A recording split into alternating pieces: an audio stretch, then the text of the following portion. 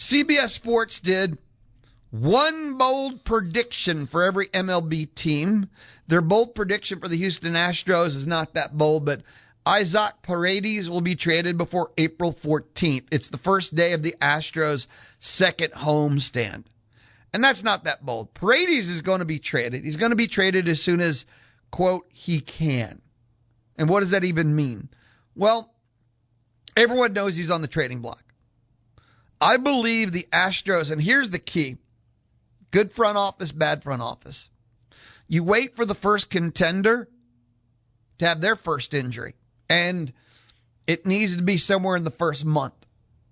While making a trade would actually have a significant value. Contender having an injury in August, it has less value. But once you hit the end of the first month and that contender hasn't had a need for an Isaac Paredes, then you go for the next best available. That's selling high. If you just take the first offer you get in April, regardless of the value of the offer, because that's what the Astros tried to do all offseason, I felt like. Now, I will argue with myself and say if that was true, he would have been traded. There's a reason why he didn't get traded. Maybe the Astros truly were not just any offer. Maybe they did have a certain standard, or he'd be gone, right? Let's be honest about it. Or he would have been gone. But you should get a very decent return on value from a contender with an injury early. And he can be traded in the first 2 weeks. That's April 14th, second homestand. I don't think it's that bold. I think it's perfectly logical. And without him, the Astros would be completely hosed now due to injury, but now they start the year and they're in really good shape because they still have him. That luxury will be gone. Bold prediction they had for Texas Rangers tells me that they had nothing. Whoever they put in charge from CBS Sports had nothing bold. I'm going to tell you what. I believe that Texas Ranger fan Bryan College Station can do 50 million times better than anything in the universe CBS Sports did. Because I'm about to tell you their bold prediction. How about if you are a Texas Rangers fan, you give me your bold prediction for the 2026 season. Bold, bold, bold. Not, they'll win the AL West. Man, that's not very bold, Cotton. Their CBS Sports bold prediction, they'll have the first ever ABS Challenge walk-off win. I'm going to say it again. Because first time I saw it, I read it 3 times and I still was like, wait, what? Quote, they'll have the first ever, it's the automated ball strike thing. That's the new thing to baseball. The first ever ABS Challenge walk-off. And it's simple. Some team will have a bases loaded, like a strike call, challenge, overturned, walk, and with the bases loaded, it'll be the game-winning one. So, first ever ABS Challenge, and it'll be a walk-off win. Bases loaded, challenge, you're walked, the game-winning run comes in on a bases-loaded walk on a challenge. That's what it's saying. And they say Texas Rangers. That means they had nothing Ranger-specific. They just picked a generic idea and said, put it on the Rangers. So please tell me that Rusty or Gabe or Chip or any Ranger fan can do better than that, because that has nothing to do with the Rangers. They had nothing Texas Rangers to predict. They even said the day would be Saturday, August 22nd, against the Angels. I give them credit for that, trying to sell the lack of substance on that one. But we can build it better and faster, I hope. Any Texas Ranger fan, tell me you can do better. Bold prediction. They'll have the best nachos in all of MLB 2026. That's bolder than a walk-off ABS Challenge. I took a look. This is MLB. The season begins, Thursday? I do want to give you a programming service announcement. We are Houston Astros baseball, and you hear Astros primarily here on the Zone, 1150 AM and 93.7 FM. But we have select games on Willie 1550 AM, because the Zone is part of the flagship of Aggie Athletics. So we've got Aggie baseball. And what if Aggie baseball and the Astros play at the same time? What if the NCAA tournament and the Houston Astros play at the same time? Well, you'll hear select Astros games over on Willie 1550 AM. But Astros baseball, if it's on the zone. Astros baseball, if it's on Willie 1550 AM, is always thanks to Kelly, Bert, Dozer. Thank them. They make Astros baseball every year possible. Thank you to Kelly, Bert, Dozer. They're so local and community. You know, that's the kind of people I like to hang out with. And Kelly, Bert, Dozer has always been a part of what we do here on the zone from high school to Astros. Kelly, Bert, Dozer. So on Thursday, opening day, Astros at home. And tomorrow, I'm going to give away tickets to opening day. But you'll be able to hear opening day, 2:40 pregame, 3:05 first pitch on Willie 1550 AM, just to give you a heads up. Okay, before the programming service announcement. Win totals. Astros 85.5, Rangers 83.5. As I did my research for the 2026 season, here's what I'll tell you. The Rangers and the Astros are picked neck and neck. Astros and the Rangers power rankings, CBS, ESPN, The Athletic, 13, 15, 15, 17, 13, 14. Pitching rotation rankings was the only category that had a gap where the Texas Rangers have a top 10, about 7. Pitching rotation rank, and the Astros they have a wild card ranking where you'll see them at 15, 17. But the high end is they could be in the top 10. In every other ranking of these two teams, they are just the same category, same ranking.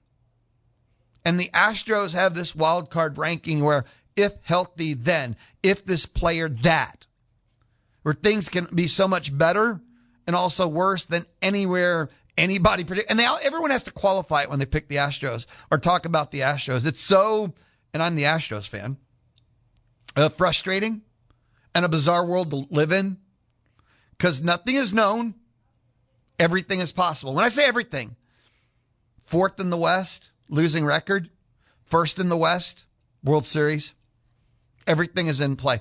I have decided as an Astros fan, and I am, because I like to set a goal, something to root for, because the goal is to win the World Series. But I always feel like step one. So step one, just beat the Texas Rangers. Just win me a boot. The greatest rivalry in all of sports is the battle for the boot. When the Astros and Rangers play, hold my beer. So my goal for the upcoming 26 Astro season is to beat the Rangers, finish ahead of them in the standings, win the boot. And where that takes you from there, I want to win the West. I want to make the playoffs. I mean, I have higher goals, but the number one goal, just do better than the Rangers. So win total projections, Astros 85.5, Rangers 83.5. And if you're wondering, and I know you are, who isn't, right? Mariners are 89.5. So if you're an Astros fan, and who isn't, you're really, how do you make up 4 games on the Mariners? And you don't make up 4 games. That's one injury. That's one player healthy. That's one player having a breakout. Any combination of, when it's that close, it's the unknowns that destroy that projection. Where if the Mariners have 2 injuries they didn't plan on, you go from 89.5 to 80. The Astros are healthy. They go from 85 to 92. That's the same zip code, and the variance for both teams are in the things that you never project. You can't. There's no analytics for. It's the random variance of each season. Healthy, unhealthy, breakout, no breakouts, things like that. I went ahead and found this because I remember looking at it, and pitching rotation rankings for every team in MLB. And the Texas Rangers are picked with the 7th best pitching rotation. You know, just camp is wrapped up effectively for everyone. And Kumar Rocker won the 5th spot. Leiter has the 4th spot. And you have Evaldi and DeGrom at 1, 2. So they're weak at 5, but who isn't? 4 looks potentially good, unproven. Their 1, 2 could compete with any 1, 2 in all of MLB. And it's Mackenzie Gore, who everyone loves and is high on, but is a question mark that determines the final ranking. All right, players will be injured, breakout, the whole not blah, blah, blah, right? But Mackenzie Gore is the expectation of where they're going to finish ranked. Mackenzie Gore is going to be the final determination for the pitchers, Rangers rotation rank. I've seen the Houston Astros as high as 8. I've seen 14. I thought the Astros did something. The 5th spot, you kind of thought was McCullers. Spencer Arrighetti got sent to the minors. A year ago, Spencer Arrighetti started the season expected to have a breakout year like Hunter Brown. Well, if he's healthy, and this is the thing, I mean, maybe I could have looked harder, but if Spencer Arrighetti is healthy, I don't know how he's not the 5 guy, especially a year ago his upside was the next Hunter Brown. If he's not 100%, he's got to work himself back in. Of course, he starts on the minors. Lance McCullers, and I think I said it when he came back last year, let alone here we go again. Lance McCullers should be in the bullpen, and especially if you're not keeping track. We knew Hader starting the year injured. There's more bullpen injuries. The Astros will start the year very bullpen deficit. Oh, man, is the bullpen hurting to start the year. When you look at Brown and Christian Javier's the wild card. He's slotted as a 2, and many of his starts as a 2. But if you're 2, it can't be many of the starts. You just need to be a 2. He can pitch like an ace. This is the first. How long has it been since he just started the year healthy and can he go the year? You get health. Astros, health up. If Javier is a true 2 and Brown is an ace, everything sets up from there. So I think Javier is the wild card, but 5 is 5. They're going to give Lance McCullers another shot. I do wonder, though, if for the Astros organization themselves, if in their own head, though, there's definitely like a clock. There's definitely, okay, we can't spend 3 months seeing if McCullers has anything left. Do they even have a month? Like, what's the number of starts? Because you remember how bad he was last year. And am I knocking on him? No, that's reality. I'm not saying a single thing that's critical. That's just the truth of it. Will it be dependent on what some of the other starters do in the minors equals the sliding scale of pressure on Lance McCullers? Got to be, right? Because the Astros only have so long. They're not a good enough team that they have time on their side, I would think. Especially with the bullpen. Man, taking a beating to start the year. By the way, I know you're wondering. Thank you for asking. Chicago Cubs, 12th best pitching rotation. Their pitching rotation is fine enough if their bullpen moves in the offseason work. Their starting rotation is fine. Thank you for asking. When we return, there's so much going on in the world. We could continue. I'll tell you what we'll do. Power rankings, yes, MLB, and then switch into the maroon and white notebook, your text messages, and more. This is the Louie Bellina Show, presented by CC Electric, where they do free estimates and they have military and veteran discounts. They are CC Electric. It's the Louie Bellina Show, Tuesday on the Zone. Visit the Pod Center at zone1150.com and find every hour of every day of your favorite shows. Download or subscribe. The Louie Bellina Show, Tuesday, from inside the Charles Schwab studio. Support for you comes from Mark Sim at the Charles Schwab branch. And I say for you, I'm talking about your financial now, your financial future, your family, taking care of it. Mark Sim is the Charles Schwab branch right here in College Station. And with Charles Schwab, Mark Sim, you get a modern approach to wealth management. They have the financial planning to meet your specific needs. Why'd you call them? Why'd you look them up? They got you. But also the flexibility to adapt as those needs change with time. Learn more at schwab.com/College Station. We're kind of doing, well, the rest of the world of sports. What else is going on in the world out there? And we were MLB 2026. I was taking a look at a little thing, a lot of things, all kinds of things, Astros, Rangers, and just a little bit more. Joe Sheehan is going to return of the Joe Sheehan newsletter. It'll be weekly, more details to come. The final thing, just power rankings, and kind of got two different ones. It's kind of fun for me. Compare and contrast. The Athletic did theirs, and they had Astros 13, Rangers 14. The top three are the top three and the bottom three. Dodgers won with a 98.8% chance to make the playoffs. Yankees are tied for two with the Mariners. And the Yankees have a 70.2% chance, and the Mariners are 80.8% chance. Over at CBS Sports, and once the season starts, which is this week, but weekly, we like Monday, Tuesday, look at CBS Sports Power Rankings, MLB, and then it'll be every Thursday we look at the ESPN ones. But still, CBS Sports, before the first pitch of the season, Astros 12 and Rangers 17. Astros 12 and Rangers 17. And the Rangers one is a very kind of dark statement. They might end up with the best rotation in baseball. Will that be enough? How in the wide, wide world of sports can you have the best rotation, best starting five, a game that's built on the starting five, and miss the playoffs? In my mind, that's not possible.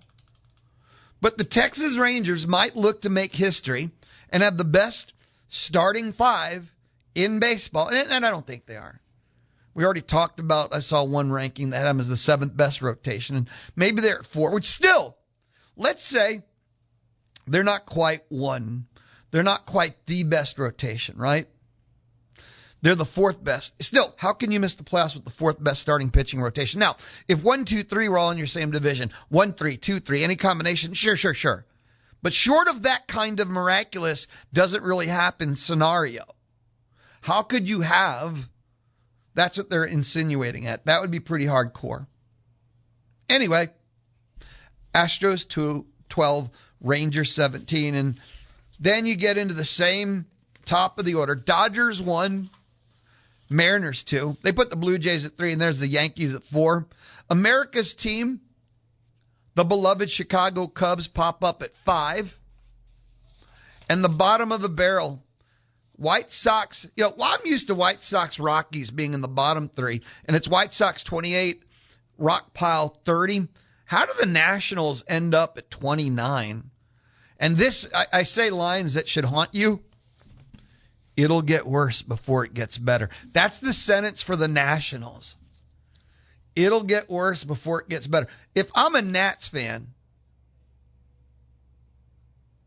and I see that, how do you even engage the season with that as your starting point? I asked that question. Sorry. I care nothing about the Nats, and that line's haunting me, and I don't even care about the team. It'll get worse before it gets better, and you're picked 29th out of 30 teams? What, I'm supposed to slip one spot and lose even more sleep? Astros baseball, you listen on the Zone. Thanks, Kelly Burt Dozer. Select games over on Willie 1550 AM. All thanks to Kelly Burt Dozer. Opening day Thursday, 2:40 pregame, 3:05 first pitch. Thanks to Kelly Burt Dozer. Let's go. Pretty psyched up. Speaking of diamond and sports, Aggie baseball. We're going from Astros MLB to Diamond Texas A&M.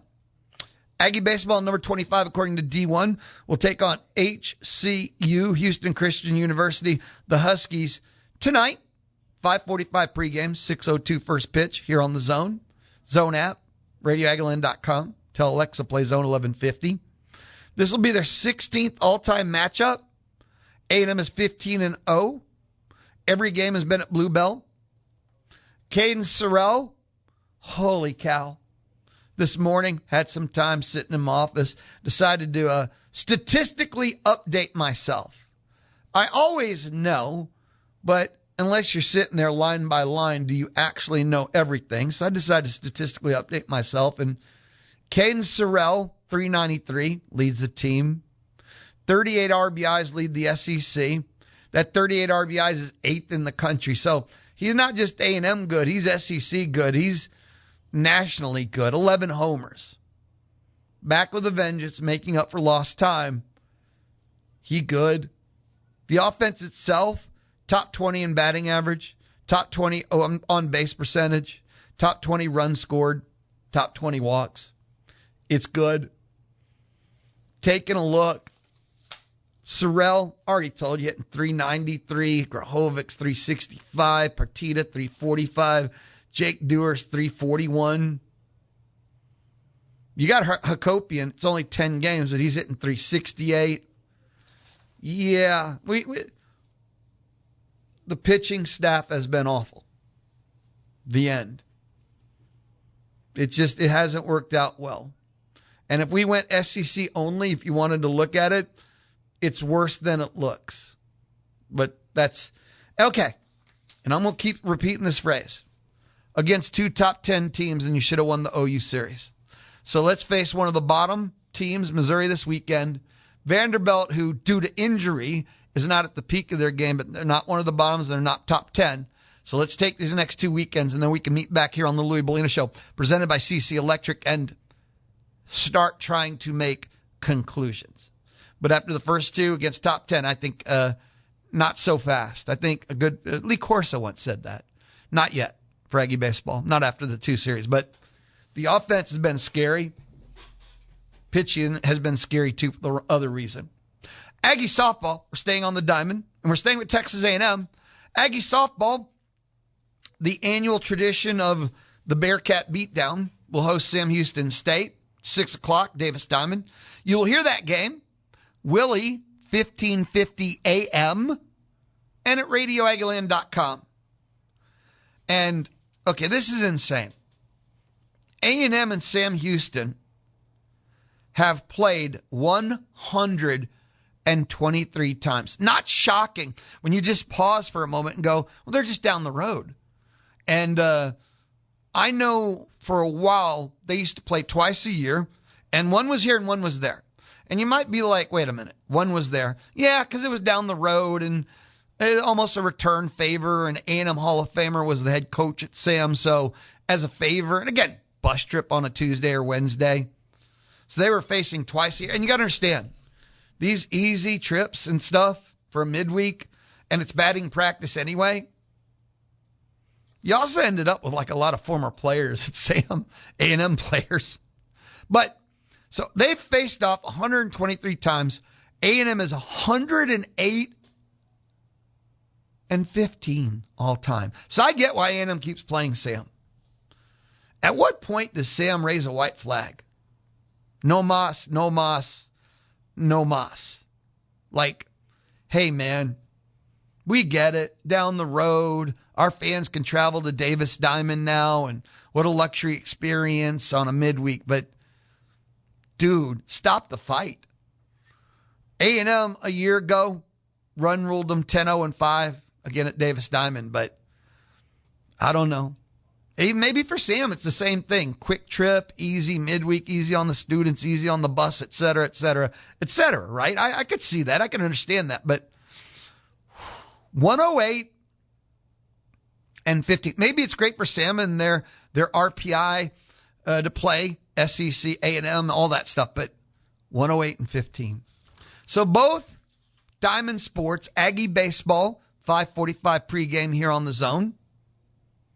Aggie Softball, 5:45 on Willie 1550, both at radioagaland.com. So a little heads up on that. I do have Aggie football for you, since we're maroon and whiting it. Currently, I think it's just wrapping up post-spring practice media. Mike Elko, Ashton Bethel Roman, Marcus Ratcliffe. All 3 made their way out. Tomorrow on the Louie Bellina Show, presented by CC Electric, we'll see which. I know Mike Elko, we're going to listen to him. Duh.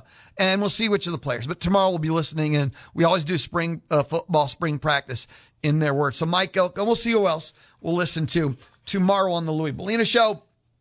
And I'll make this quick. Field Yates, ESPN, NFL draft expert. And Yates and Reed, if you're into the mocking of drafts, if you're a draftnik, if that's your thing, are good. There's about 100 draft experts. I don't know how many are really good, to be fair. A lot do it, but actually good, Field and Yates are good.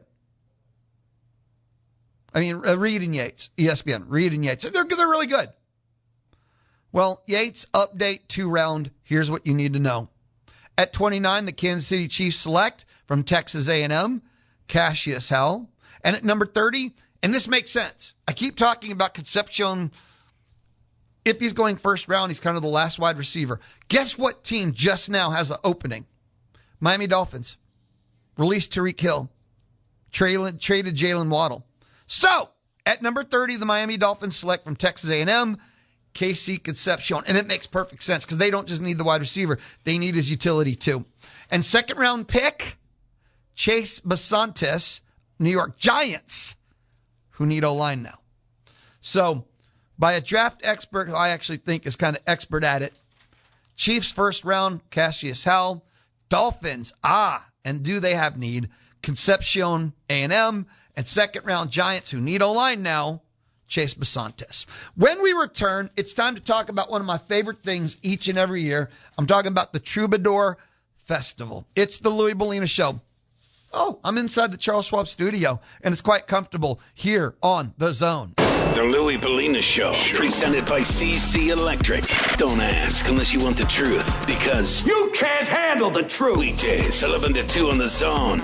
It is the Louie Bellina Show. It is the Tuesday edition, which I'm bad with math, but that to me means 4 more days to the Troubadour Festival this Saturday. Midtown Park in Bryan, new location, and other new things in store. And versus me telling you, I'm bringing in like an expert. I'm bringing in the big guns. Chase Colston, founder, one of, and organizer, and just the dude that is everything Troubadour, joining us inside the Charles Schwab studio. What's up, brother? Hey, man. How's it going? 4 days. Excited, anticipation, been talking about it, thinking about it, telling my friends about it, put my own little eating party together for it. I can't wait for the Troubadour. Yeah, man, we're stoked. I got into town yesterday and already started setting up out there at Midtown Park in Bryan and picking up a few golf balls from Top Golf. Got some heavy hitters over there. That wouldn't be me. I'm not accurate enough. But yeah, we're stoked. It's looking like a really beautiful week and a beautiful Saturday, and we're ready for some barbecue and country music, man. You say beautiful Saturday. One of the reasons why we're going March 28th, for those that don't know, the Troubadour Festival had always been like second week in May, I guess it was? Third weekend, yeah. Third, yeah. And first real summer had been kicking in, which for me, the barbecue was so good. I knew it was hot. I didn't care enough. But for others, I'm hot. And, okay, fair enough. Well, you moved it to the last weekend in March before true summer hit. Well, holy cow, Saturday is going to be gorgeous. Absolutely. I'd been kind of scared it was going to be too hot. We've got, 80s over the next several days, but it's going to get down to low 70s, for the high on Saturday. And, I think the low is going to be like, low to mid 60s. So gorgeous. We call that good beer drinking weather where I come from. So barbecue, music, cold beer, it's going to be a good environment. I was talking to Ryan and others here, even if it'd been like that 90, it still wouldn't have been like third week in May 90, because that was like 98, 90, not 99. The last 2 years were brutal. But you also had set up the tent system this year, like for the barbecue and stuff. So even if it would have been that hot, you wouldn't have had to sit in the heat necessarily. So you have the tent system this year. Yeah, we've got 5 larger, really big tents that are each going to have 6 barbecue restaurants into our new kind of theme barbecue thing. So a lot more shade. We've got a big shaded bar. We've got our VIP areas and stuff like that. So it's going to look a lot different from what we've had at Aggie Park, which, of course, we love being there. But having this kind of space and being able to execute what we want to put together out there, I think people are going to be really impressed and happy with the setup. And it's already shaping up to look pretty good. So if you drive by Midtown Park, you can see it kind of start going up. Our stage will be here, I think, Thursday. So it's going to be, we're getting excited. For people that are new to town, the Troubadour Festival is like the ultimate barbecue and musical experience. It is a festival. And when does it all start Saturday? What's the timeline of events Saturday? Yeah, our gates open at noon for our VIP ticket holders. Then they open at 1 for our barbecue and music ticket holders. And both of those ticket options include unlimited barbecue samples from 30 of the best restaurants from all over Texas. Two different ways that you can really experience the best barbecue that the world offers, kind of all in one place. And both also include live music on 2 stages. on our side stage and on our main stage. And then we also sell just a concert ticket for our main stage, and those gates open at 3:15. And then you'll see all 5 artists on our main stage, who are Robert Earl Keen, Flatland Cavalry, Waylon Wyatt, Jason Boland on the Stragglers, and Tice Delk on the main stage. So you can buy tickets. Now, is there barbecue only? There's not barbecue only. Okay, so barbecue and music only. So you have options on the tickets you want to buy. VIP is 12 o'clock. 1 o'clock is the barbecue music. Music only 3:45. And you just get to spend the day eating 30, and most of them are Texas Monthly ranked, top barbecue places in town. Now, you always have had the scoop. You talk to all these barbecue people. You know them. Do you have any sneak peek of, okay, this is something cool, this is something different, something to look for in the barbecue people? Yeah, I've talked to a few. So we've got, 5 different themes of barbecue that I mentioned that everybody's cooking to this year. So we've got, rather than everybody just kind of cooking whatever they want, each tent's going to have kind of a different theme to it. So one is our Meat Church and Friends tent, which is Matt Pittman and Meat Church and 5 other pitmasters from all over Texas doing what they're going to do. We have one sponsored by Certified Angus Beef that's going to be all like beef stuff, one that's entirely around pork, one that's Tex-Mex barbecue, and then one that's kind of a wild card, which is kind of be like they're just going to cook whatever they want. The wild card tent's going to be pretty cool. Wild card's going to have some of our, some of the real premier restaurants and a couple of newcomers that are going to be out there this year, including Snow's Barbecue. So Miss Tootsie will be there on Saturday to help sling some brisket from Snow's. And as far as the other ones, I know we're expecting some. I believe one was perhaps some sort of boudin jambalaya with crawfish, perhaps. I'm trying to think some other kind of funky sausages are going to be out there. I know that the guys in the Meat Church and Friends tent always think of some crazy stuff. We've had smoked brisket ice cream before. We've had pork belly burn-end ice cream before. Meat Church at our last festival did smoked chicken and waffles. So, there's going to be some cool stuff, and also just kind of the regular classic stuff with, brisket, ribs, and sausage, things like that. If people have not got their tickets yet, they're interested, they want more details, where do they go? It's real easy, troubadourfestival.com, or just hit the Google machine and hit the Google machine. Spell Troubadour as best you can, and it'll get you there, I promise. Troubadourfestival.com. You can get tickets, barbecue plus music only. Is there any VIP left? Normally those things are gone. Are there VIP left? We have a few. They will sell out this week. We won't sell VIP tickets at the gate, but they will sell out probably the next couple of days. Would be my guess. We do have an all new kind of VIP plus ticket, which is even above that, which is open bar catered dinner from LJ's Barbecue in Brenham. I think last I looked, we have like 8 left of those. That's like you come in and you don't have to spend $1. We've got everything taken care of. And from what I hear, LJ's is doing a pretty cool steak dinner on Saturday night for all those ticket holders. So all I would tell you is that open bar sounds scary where I come from. Like, you're adding an open bar to all-you-can-eat barbecue, woo, that makes for a long day. And, we like to swing for the fences, and that's something that we're doing. These are new tickets that we started last year in our Salina Festival, and we thought, let's bring it to Bryan and see how they go. And the response has been really good. And, if you're ready to go for it, we've got you handled. TroubadourFestival.com. Also this year, you said Saturday night, you have events on Friday and Sunday this weekend too. Yeah, we're doing our free pre-party again with our friends at Destination Bryan. We've had that the past 3 years. It's going to be at the Palace on Friday night in downtown Bryan. We've got American Aquarium and Shelby Stone playing that show. It's completely free. So whether you've got tickets on Saturday and you want to come see 2 really, really good artists, come on Friday. And then Sunday, we are back at the Palace. We're doing our first ever barbecue brunch on Sunday from 11 to 3. Bar A Barbecue in Montgomery. Absolutely phenomenal place. Texas Monthly top 50. Should have been top 10 in my opinion. Jason Boland's playing. Yep. Bar A is doing a brunch spread. Jason Boland's doing a special acoustic set kind of celebrating 25 years of Jason Boland and the Stragglers, and Jason's one of my all-time favorites, and really, really excited to see that. We've got the Palace is going to look really cool. with that. Tickets are extremely limited. We don't have very many left, a couple of dozen maybe. But yeah, it's if you can't make it Saturday, but you want to go to something cool on Sunday, those tickets are still available for that. We got Bloody Mary, Mimosa Bar, all kinds of cool stuff. So the Troubadour Festival has become a 3-day event in Bryan College Station. Friday night is a free kickoff pre-party. Starts at 7, Palace Theater, downtown Bryan. Free. Saturday is the Troubadour Festival. Barbecue starts 12 o'clock on the VIP, 1 o'clock for the rest of us.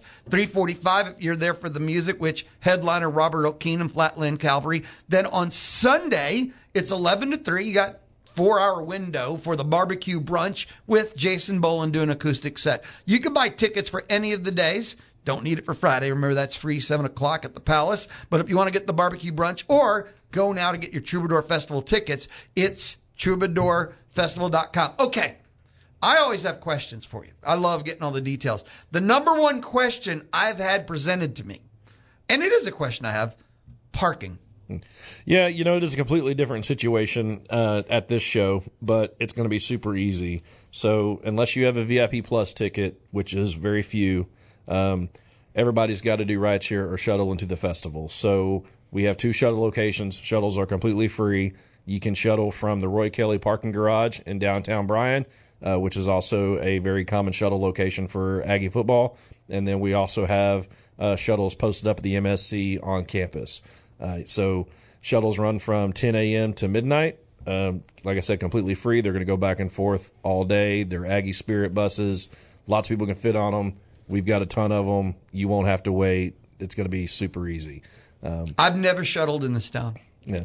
So I'll have to look these up. Or you can always, Uber, Lyft, all that good stuff. If you're going to be boozing, then, we definitely recommend that, for everybody's health, safety, and all that good stuff. But our Salina Festival, we shuttled for several years, so it's something that we're very familiar with.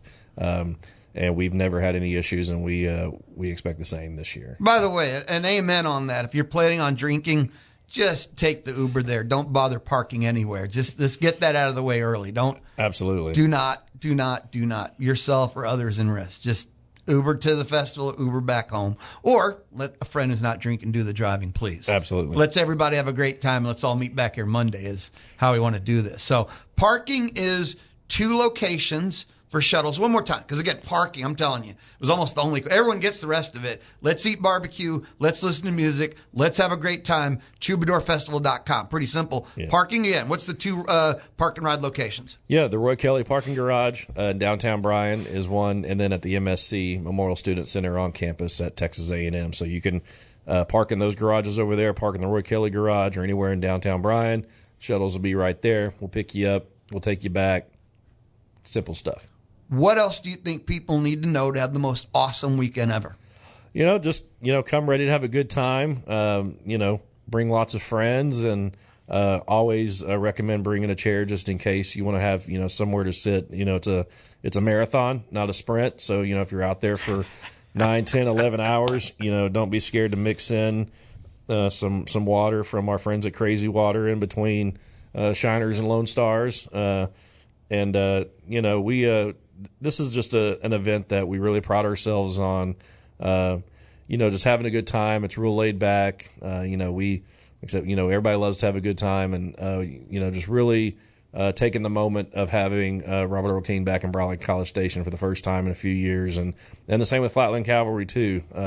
I know both are extremely excited to be here this weekend, and Flatland's releasing a brand new album on Friday, so this is their first show. Oh, wow. To celebrate their new album. It's just going to be a really special event all the way around. It's amazing. Chase Colston, who founder and organizer and dude who just could not be more excited, TroubadourFestival.com. TroubadourFestival.com. When you forget everything we just said in about 10 minutes, TroubadourFestival.com. Dude, I hope to run into you Saturday, but you've got a whole weekend of you're just going to be running around, 10 walkie-talkies, 3 different cell phones, nothing but the best. And I say this each time, thank you so much for bringing the Troubadour Festival, here to Bryan College Station. I look forward to this every year. Yeah, thanks for having me. And, I've only got one job for you, though, in between now and then, and that's just to get our friend Cedric Golden from the Austin American Statesman to come out there with you one year.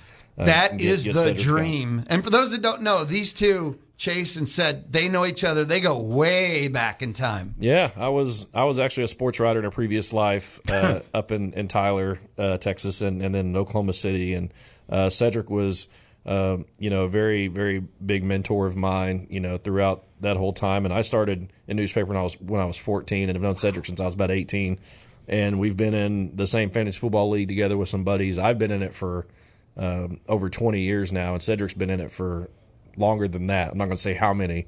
He'd probably get 60, really upset at 70, me. Yeah, something like that. Before there was football, he was in it. Yeah, so we talk about him, and I've been on your show, and he's shouted us out a couple of times, so I had to do the same for my bud Ced. So. That's so awesome. That's from It's a Small World after all. Best of luck Saturday. Thank you always, brother. Yeah, thanks, brother. TroubadourFestival.com. Check it out.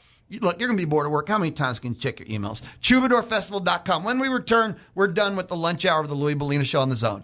Make sure to get the podcast of Texags Live, the Louie Bellina Show, or Chip Howard Sports Talk Daily at zone1150.com and everywhere you get your podcasts.